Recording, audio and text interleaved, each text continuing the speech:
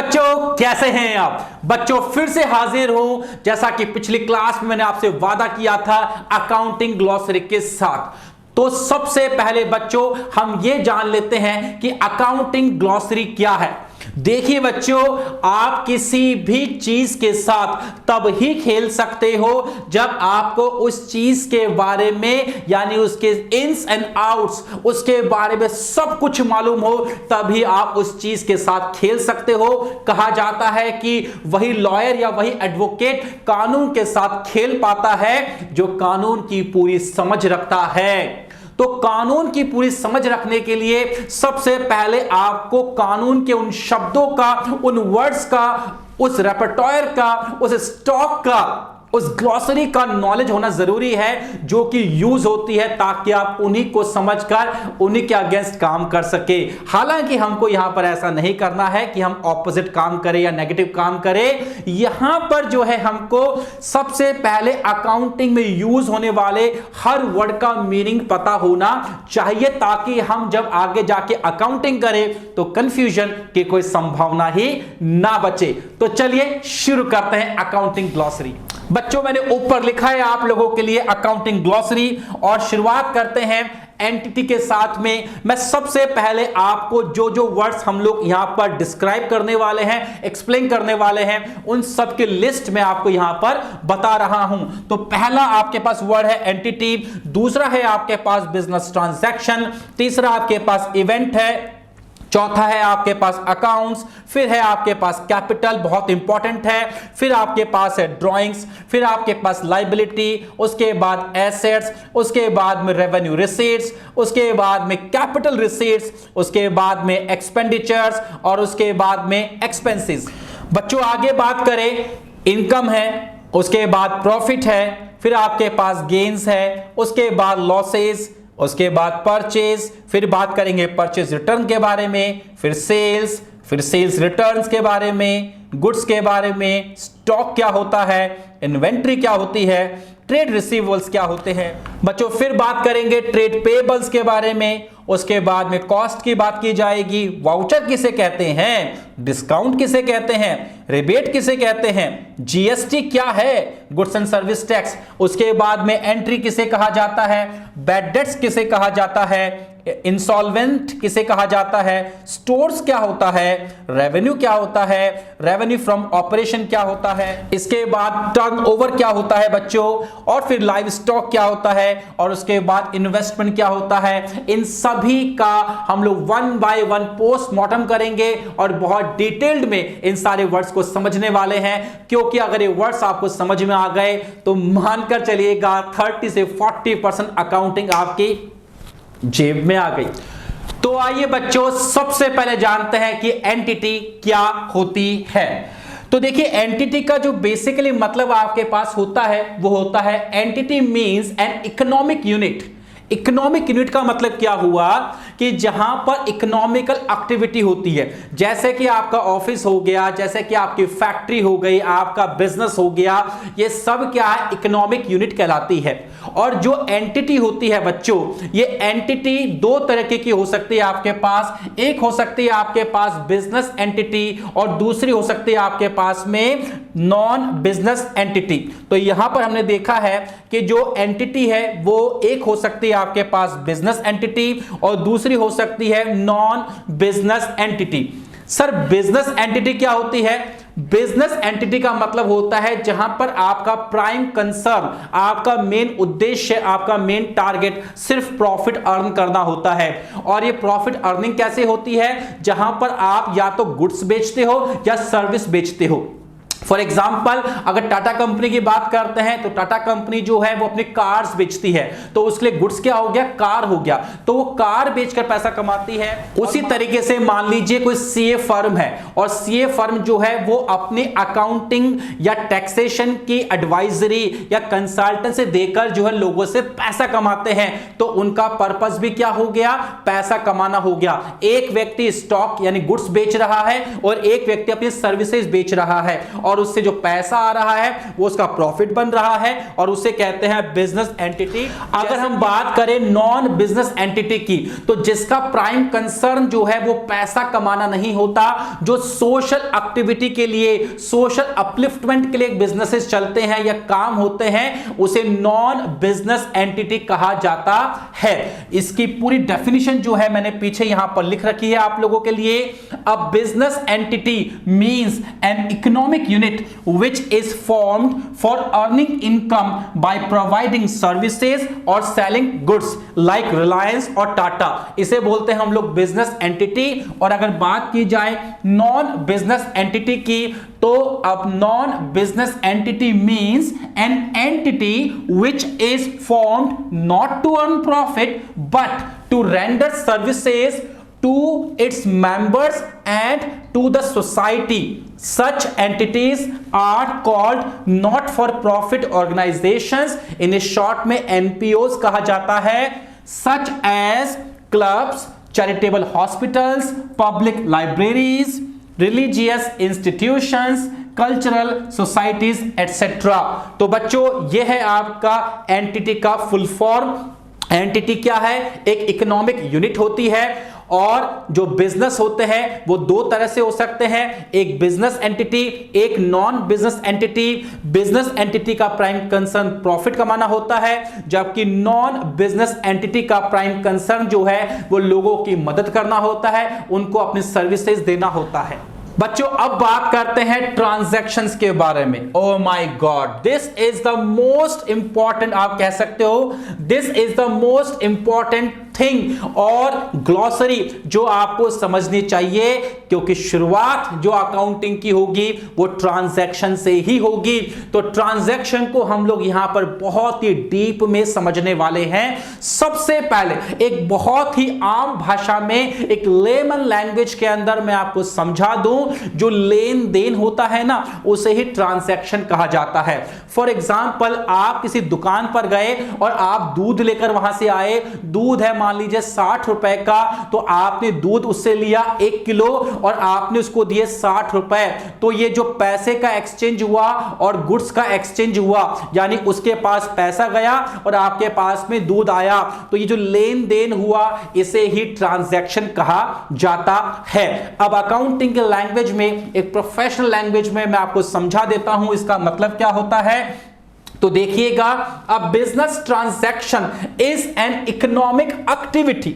जो business transaction होता है वो क्या होता है? इकोनॉमिक एक्टिविटी होता है। इकोनॉमिक एक्टिविटी का मतलब क्या हुआ? पैसा भैया उसमें इन्वॉल्व होना चाहिए। मनी मेजरमेंट कॉन्सेप्ट पीछे सिखाया था 2nd नंबर का, जाकर वापस से देख लीजिएगा।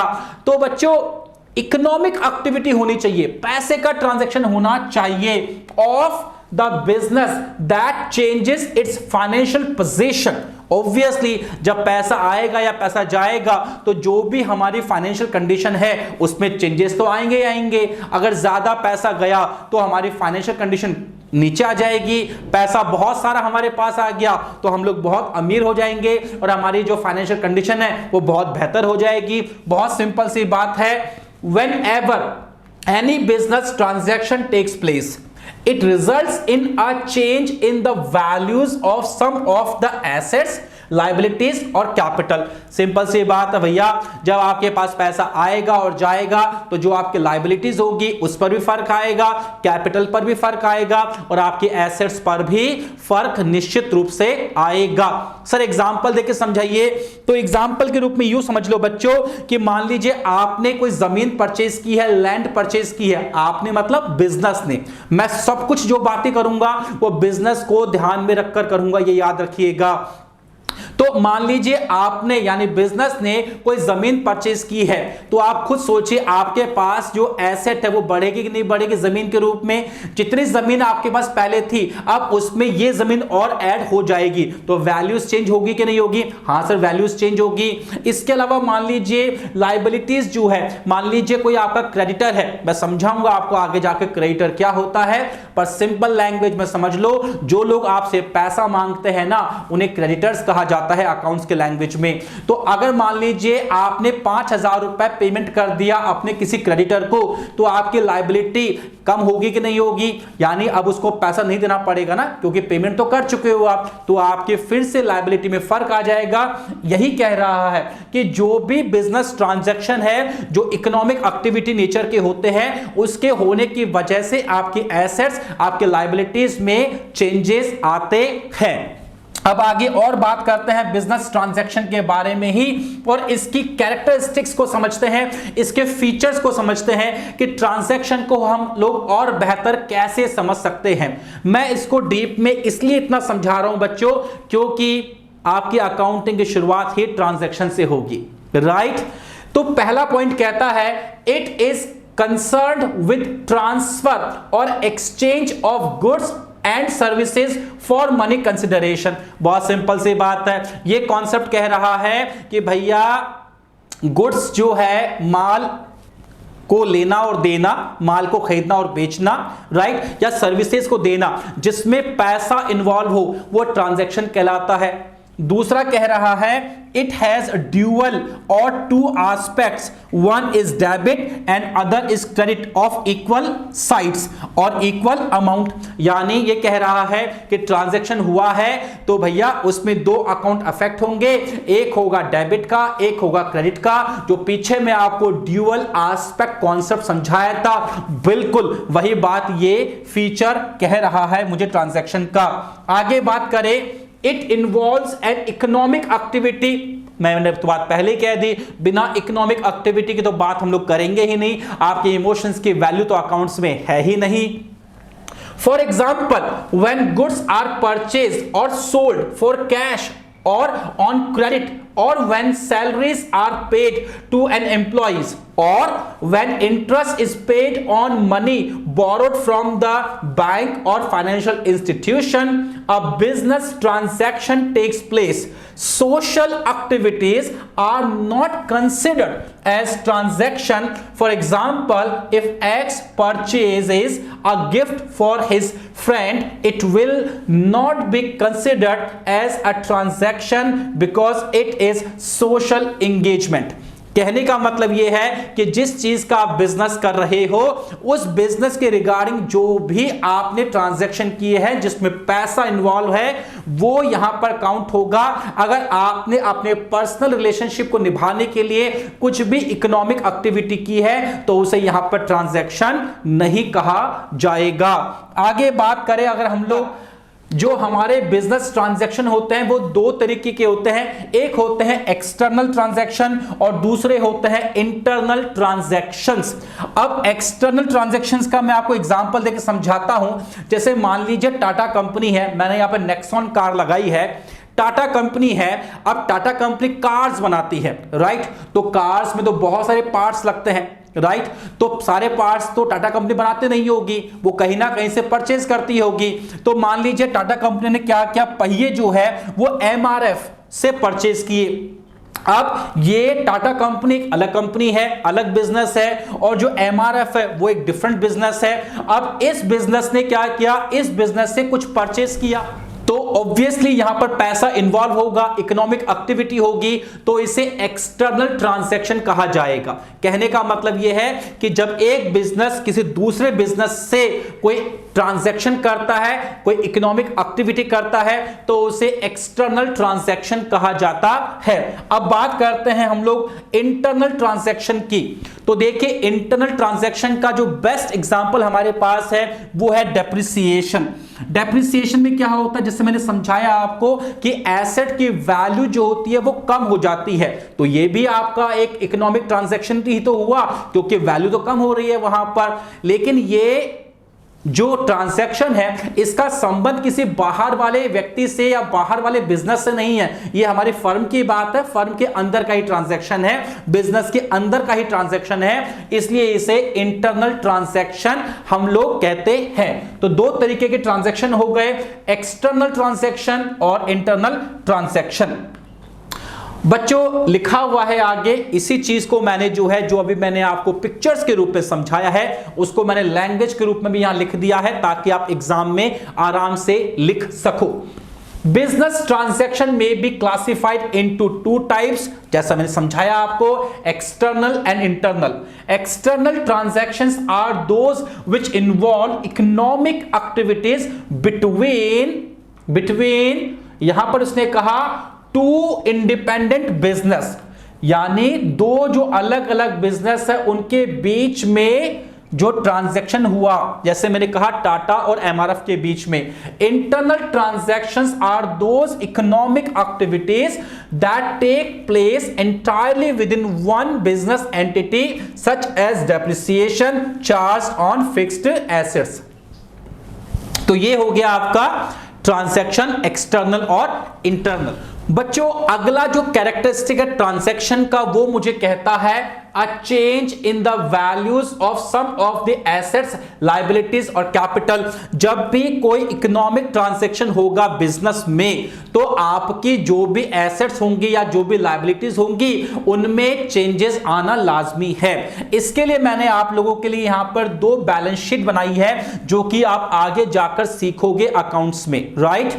तो ये बैलेंस शीट है और बैलेंस शीट मुझे कह रहा है कि मेरे पास में पहले बिल्डिंग थी 1 लाख रुपए की लास्ट ईयर, 1 लाख रुपए की बिल्डिंग थी लास्ट ईयर, और अब इस 1 लाख रुपए की बिल्डिंग पर हमने डेप्रिसिएशन लगाया 10,000 रुपए का, यानी इसकी जो वैल्यू है वो 10,000 रुपए से कम हो गई है।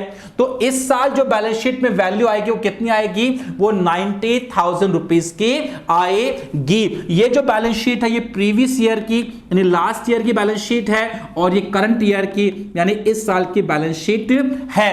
तो इकोनॉमिक एक्टिविटी की वजह से क्या होता है, आपके एसेट्स का हो या लायबिलिटीज का हो उसमें चेंजेस आते ही आते हैं।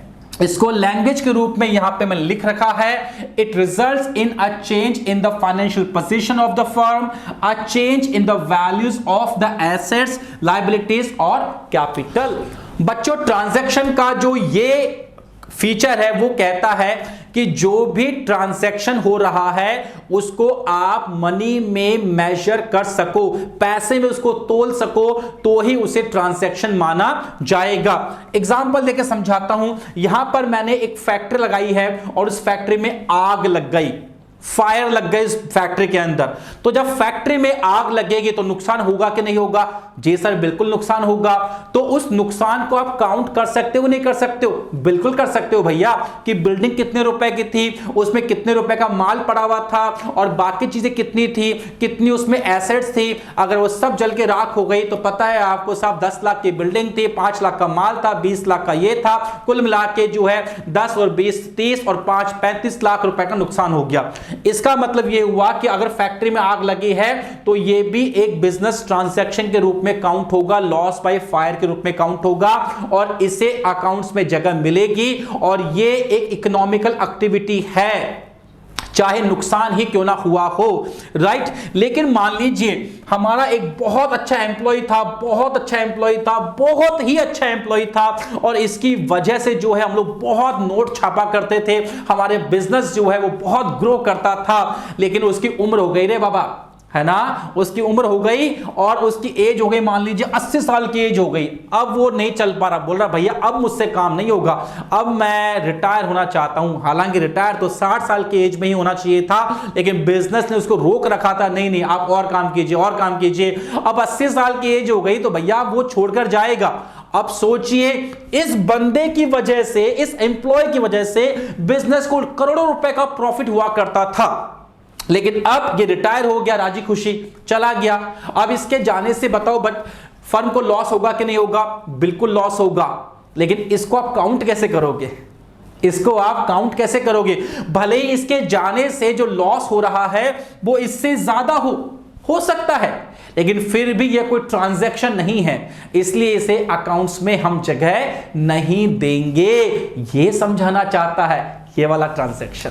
तो इसकी लैंग्वेज हम लोग यहां पढ़ लेते हैं। The change must be capable of being expressed in terms of money, loss of goods by fire or the loss due to a customer's inability to pay our transactions, because the losses can be measured in terms of money।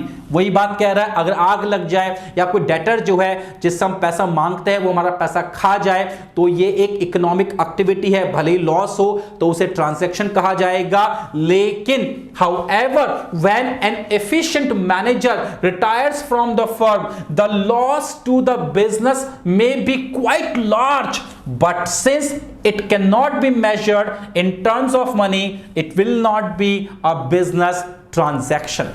बच्चों accounting glossary का जो तीसरा word था वो था event, जो हमने पीछे लिस्ट में देखा है।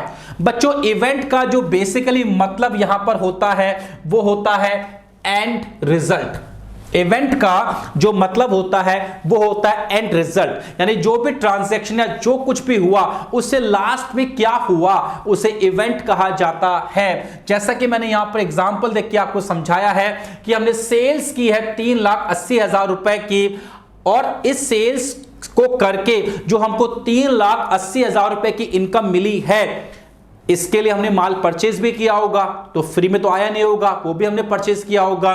तो हमने 3 लाख का माल परचेज किया था, गोदाम का जो किराया जो हमने दिया वो 20,000 किराया दिया, यानी 3,20,000 रुपए हमने खर्च कर दिए। यह है मैचिंग कॉन्सेप्ट जो पीछे सीखा था हमने।